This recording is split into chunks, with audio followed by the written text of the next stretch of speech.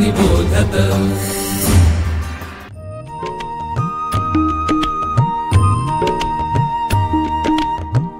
विवेकी अक्षर विवेकी लेखन सुश्राव्य वाचन श्रवणार्थ चरित्रे संस्कारी धीरवीर गाथा रम्य बालकथा अनुभवा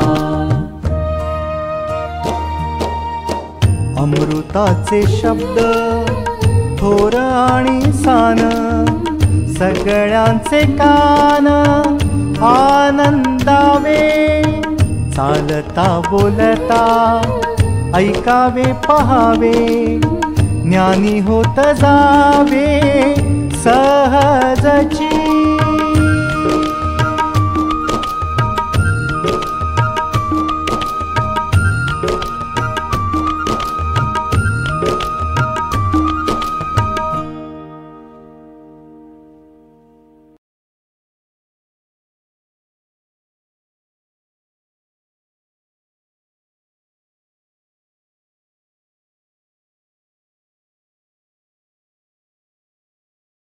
गोष्ट दुसरा दादाचा उपाय ताईचा।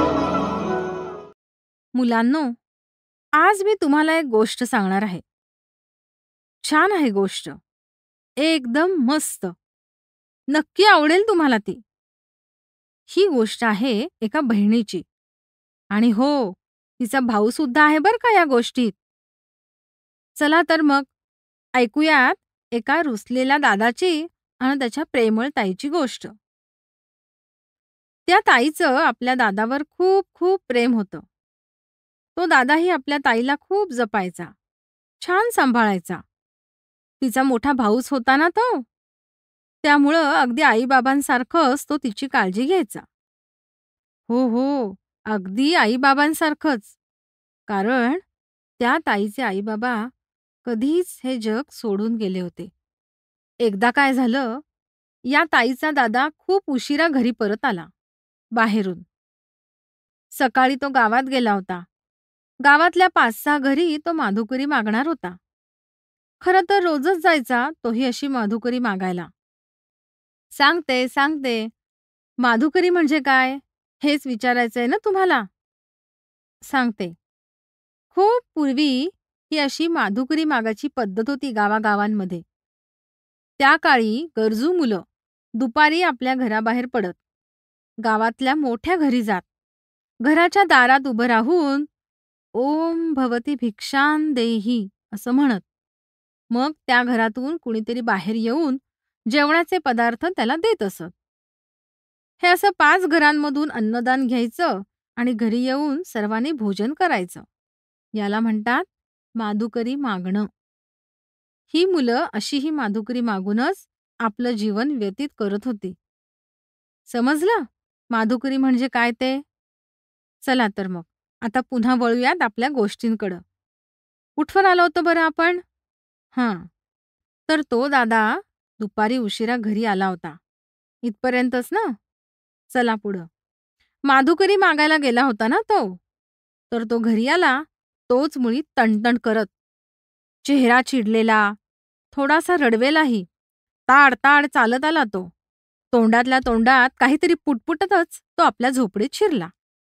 खांद्यावरची झोळी फेकून दिली एका कोपऱ्यात, तशीच रिकामी होती ती। एकही अन्नाचा कण नव्हता त्या झोळीत।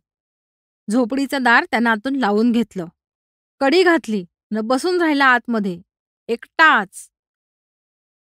बाहेर अंगणात बसलेल्या ताईनं हे सगळं पाहिलं होतं। इतका चिडलेला, त्रासलेला, रडवेला भाऊराया तिनं यापूर्वी कधीच पाहिला नव्हता। कधी म्हणजे कधीच नाही। खरं तर किती गोड बोलतो तो, आणि चिडचिड तर अजिबात करत नाही दादा। मी कितीही हट्ट केला तरी मुळीच चिडत नाही तो, पण मग आजच का बरं हे असं वागतोय? काय झालंय त्याला? असा विचार करत ताई कितीतरी वेळ बसली होती तिथं, झोपडी बाहेर अंगणात। दादा कडी काढेल, दार उघडेल, बाहेर येईल, रोजच्यासारखं माझ्याशी छान छान बोलेल, या आशेनं ताई बराच वेळ अंगणातच बसून होती। दादा बाहेर यायची वाट बघत. पण छे, खूप वेळ झाला तरी दादा काही दार उघडेना. ताई कंटाळली.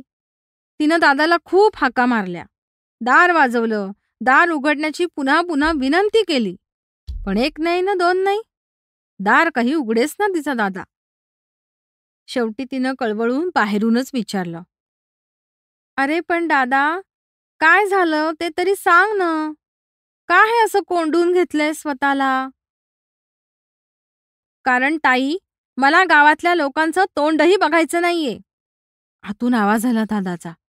चला, निदान दादा बोलला तरी. अरे पण का? असं काय केलंय त्या लोकांनी? ताईनं विचारलं. त्यांनी आज मला माधुकरी तर दिली नाहीच, पण त्यांनी मला खूप चिडवलं, त्रास दिला. नाही नाही ते बोलले मला. आपल्या आईबाबांची तर टिंकल सुद्धा केली त्यांनी. वाईट आहेत ते, दादानं सांगून टाकलं. दादाच्या तोंडून आई बाबा हे शब्द ऐकून ताईलाही रडू फुटलं. त्यांच्या माघारी या दादानेच तर ताईचा सांभाळ केला होता. अगदी आईबाबांच्या मायेनं सांभाळलं होतं त्यानं त्याच्या लाडक्या ताईला. म्हणूनच तर आता ताई अगदी कळवळून म्हणाली, अरे पण दादा, तूच तर मला नेहमीच सांगतोस ना की लोक आपल्याशी कितीही वाईट वागले तरी आपण नाही तसं वागायचं. सांगतोस ना. अरे दादा, तू तर असंही सांगतोस मला की आपल्या आईबाबांनीच तर आपल्याला तसं वागायला शिकवलंय. इतकंच नव्हे तर आपणच या लोकांना चांगलं वागायला शिकवायचं आहे असंही सांगतोस की नाही? अरे मग हे असं तू स्वतःला झोपडीत कोंडून घेऊन ते लोक चांगलं वागायला कसं शिकतील? त्यासाठी तुला बाहेरच यावं लागेल ना. बाहेर ये दादा, बाहेर ये. उघड दार. जा लोकांकडे, बोल त्यांच्याशी. चांगलं कसं वागायचं हे सांग त्यांना. तुलाच ते जमेल, तुझं ऐकतील ते. पण त्यासाठी तू बाहेर आलं पाहिजे दादा. हे असं स्वतःला कोंडून काहीच होणार नाही. ऐक माझं, उघड दार आणि काय आश्चर्य, दार उघडलं. दादानं दार उघडलं. तो बाहेर आला, ताईला भेटला. तो म्हणाला, ताई, लहान असूनही तू खूप खूप शहाणी आहेस. आता मी नाही रुसणार कुणावर, तुझ्यावर तर नाहीच. आजपासून हे सगळं जगच आपलं घर आहे असं मी समजेन. लोकांनीही तसंच समजावं आणि त्याप्रमाणे राहावं यासाठी मी प्रयत्न करेन. हे ऐकून ताई खुदकन हसली. दादाचा रुसवा संपला. समजूत पटली. कट्टीची बट्टी झाली आणि आमची गोष्टही संपली. बरं का मुलांनो, आपल्या आजच्या या गोष्टीतला दादा म्हणजेच थोर संत ज्ञानेश्वर माऊली. आणि गोष्टीतली ती ताई म्हणजे छान, मी सांगायच्यात ओळखलंच सुद्धा. बरोबर, तिचं नाव मुक्ता.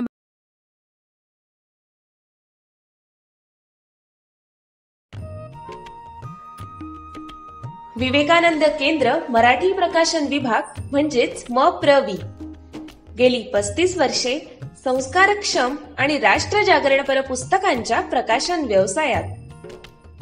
135 हून अधिक पुस्तके, 10 लाखांहून अधिक प्रतींची एकूण विक्री. कार्यकर्त्यांना उपयोगी पडेल अशा माहितीची विवेकशलाका आणि केंद्राच्या देशभरातील कार्याचा परिचय करून देणारी कार्यदर्शिका. संपर्क अश्विनी हाईट्स, पहिला मजला, ग्राहक पेठेजवळ, टिळक रोड, पुणे 30. संपर्क क्रमांक 9881061686.